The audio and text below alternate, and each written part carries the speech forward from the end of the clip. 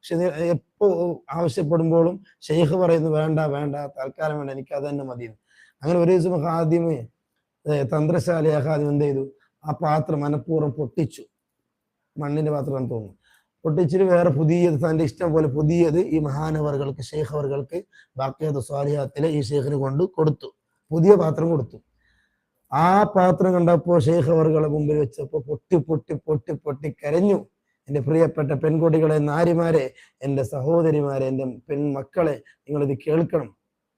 ആ മഹാനവർ കരഞ്ഞു അത്ര. പുതിയ പാത്രം, പുതിയ കിണ്ടി, മനോഹരം ചെയ്യാനും ഒളെടുക്കാനും പുതിയ കിണ്ടി കണ്ടപ്പോൾ പൊട്ടിക്കരഞ്ഞു. ഈ ഖാദിം ചോദിച്ചു, എന്താ പുതിയ കിണ്ടി, നീ അത് മനഃപൂർവ്വം പൊട്ടിച്ചതല്ലേ എന്ന് ചോദിച്ചുല്ലോ. അത് പറഞ്ഞു, അത് എനിക്ക് പിന്നെ പുതിയത് താങ്കൾക്ക് തരാൻ താല്പര്യം ഉണ്ടായിരുന്നു, അതുകൊണ്ട് പൊട്ടിച്ചതാണ് പറഞ്ഞു.